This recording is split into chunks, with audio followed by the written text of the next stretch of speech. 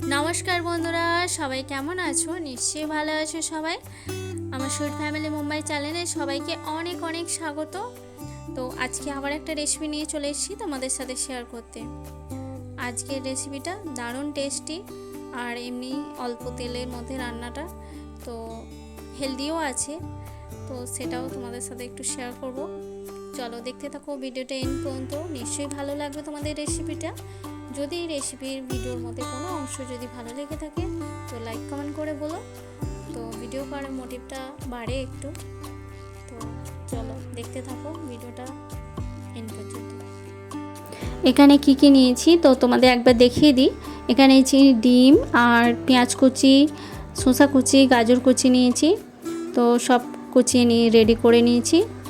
আর এখানে গুঁড়ো দুধের প্যাকেট নিয়েছি, আর এখানে ময়দা নিয়েছি। তো এই উপকরণগুলো লাগবে, তো বেশি কিছু লাগবে না, ঘরের তৈরি জিনিস, মানে এক্সট্রা আর কিছু লাগছে না। তো যা যা ঘরে আছে সেটা দিয়েই বানাবো। আর নাস্তার রেসিপি, তো স্ন্যাক্স টাইপ জিনিসটা, তো বাচ্চাদের পক্ষে তো ভীষণ ভালো আর সবাইকারই পছন্দ হবে স্ন্যাক্সটা। তো আমি প্রথমে পেঁয়াজ কুচি আর গাজর কুচি, শসা কুচি ভালো করে মিক্স করে নেব, দিয়ে এতে একটু গোলমরিচ দিয়ে দেবো গুঁড়ো।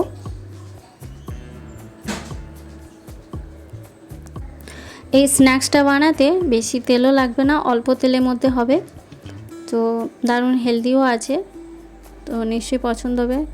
বাচ্চারা তো এই ছুটির সময় বাড়িতেই আছে, তো কিছু না কিছু তো বানাতেই হয় নাস্তা, তো তারই মধ্যে আমিও একবার ট্রাই করেছিলাম, তো ভাবলাম তোমাদের সাথে ভিডিওটা শেয়ার করি। চলো দেখতে থাকো ভিডিওটা এন্ড পর্যন্ত কিভাবে রান্নাটা করছি।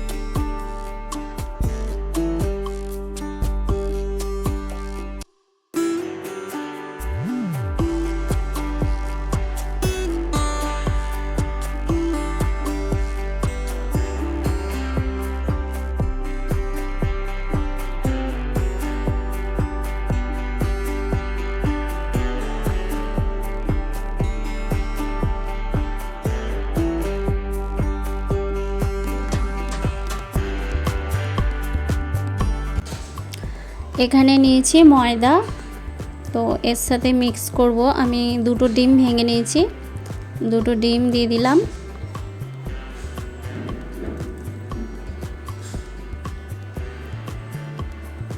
এখানে অল্প করে নুন দিয়ে দিলাম,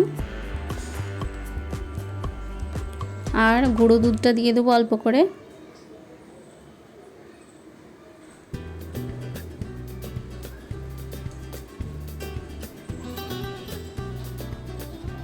এখানে একটু খাবার সোডা দিলাম, একটু ফোলার জন্য খাবার সোডাটা দিলাম, দিয়ে ভালো করে মিক্স করে নেব অফ ক্যামেরাতে। আর অল্প একটু জল দিয়ে ভালো করে মিক্স করব ব্যাটারটা। তো মিডিয়াম রাখবো, কারণ অফ ক্যামেরা করতে হবে, কারণ ক্যামেরাটা ধরে ঠিক করে হচ্ছে না, তো তার জন্য আমি ক্যামেরাটা অফ করে ভালো করে মিক্স করে নিয়েছি। তো একদম মোটাও হবে না, একদম পাতলাও হবে না, মিডিয়াম রাখতে হবে। তো আমি ভালো করে অনেকক্ষণ ধরে মিক্স করেছি, কারণ ডালা যদি না থাকে তার জন্য, ডালা থাকলে হবে না, ভালো করে মিক্স করতে হবে। তো কড়াইতে অল্প করে তেল দিয়ে দিলাম, দিয়ে 1 চামচ ব্যাটারটা দিয়ে দেবো,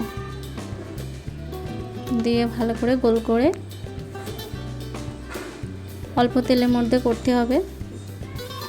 তো আমি এখানে তোলার চেষ্টা করছিলাম, কিন্তু দেখলাম এখনও বাকি আছে। আর এটা পুরো ভাজা হবে না, হালকা হালকা মানে ভাজা হবে, এইরকম মিডিয়াম থাকবে, কারণ পুরো ভাজার দরকার নেই, এরপরে ফ্রাই হবে, তো তার জন্য এখন অল্প করে ভাজতে হবে।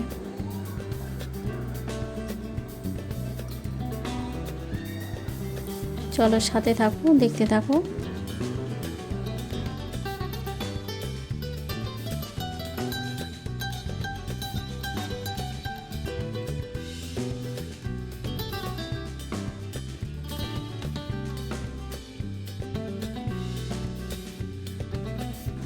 মোটামুটি রেডি হয়ে গেছে আমার রুটিগুলো। তো এবার আমি রুটিটা পুর তৈরি করব। তো সেটা তোমার মিক্স করেছিলাম যেই পুরটা, তো সেটাই দেব।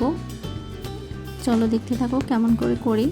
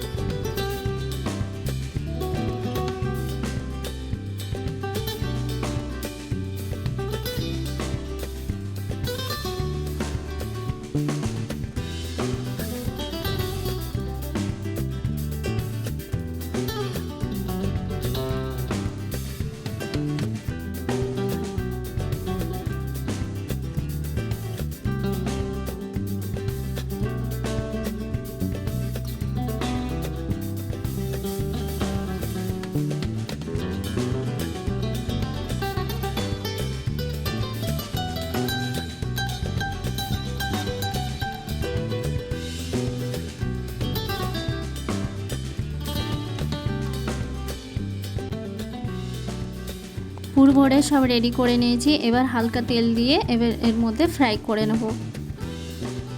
বেশি তেল দেওয়ার দরকার নেই, হালকা করে ফ্রাই করতে হবে। এদিকে উল্টে আর ওদিক পিঠে দুই পিঠে ভালো করে ভেজে নিতে হবে, হালকা করে ফ্রাই।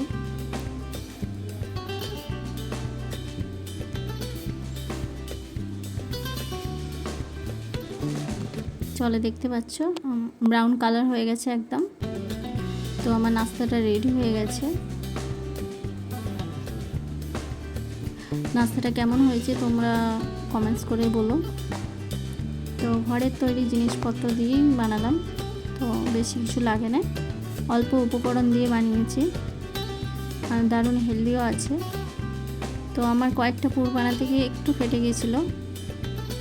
তো আমার রেডি হয়ে গেছে নাস্তাটা। বাচ্চাদেরও প্রিয় লাগবে, বড়দেরও নিশ্চয়ই ভালো লাগবে। তো আজকে রেসিপিটা কেমন লেগেছে বলো কমেন্টস করে। বিকেলের স্ন্যাক্সে একদম দারুণ খাবার, বাচ্চাদের জন্য প্রিয় আর বড়দেরও নিশ্চয়ই ভালো লাগবে। এটা হেলদি নাস্তা।